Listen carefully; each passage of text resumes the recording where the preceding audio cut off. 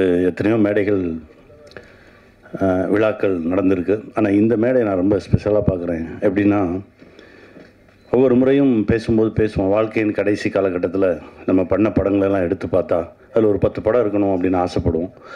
அப்படி நான் நினைக்கிற படங்களை எனக்கு கொடுத்த இயக்குனர்கள் சாட்டை மறக்கவே முடியாது. என் வாழ்க்கையை புரட்டி போட்ட ஒரு திரைப்படம்.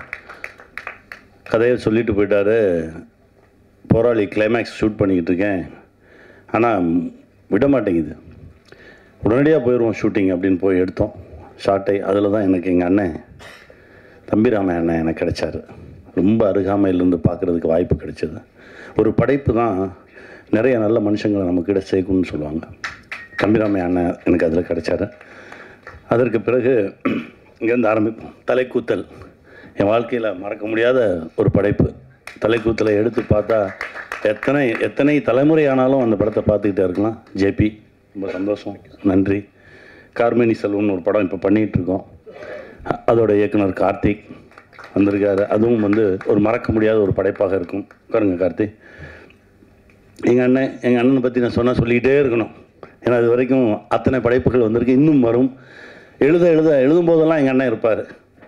அந்த சக்தி எனக்கு இறைவன் கொடுத்துக்கிட்டே இருக்கணும், எங்கள் அண்ணனோட பயணிச்சுக்கிட்டே இருக்கணும்னு நான் கேட்டுக்கிறேன். நன்றிண்ணே. மணிமாறன் சார் சங்கத் தலைவன் அப்படின்னு ஒரு படம் பண்ணோம். அதாவது இப்போ கூட 18வது மாநில மாநாடு எனக்கு ஒரு அழைப்பு விட்டுருந்தாங்க. அங்கே போகும்போது பார்த்தா நம்ம சங்கத்தலைவன் போஸ்டர் தான் இருந்தது. எங்கே போனாலும் அந்த பொது உடைமை பேசும்போது நம்ம நிற்கிறோம் சார். அந்த படைப்பை மறக்கவே முடியாது சார். அப்படி ஒரு படைப்பு கொடுத்தீங்க. எங்கள் அண்ணன் சுப்பிரமணிய சிவா வெள்ளையானைன்னு ஒரு படைப்பு பண்ணார்.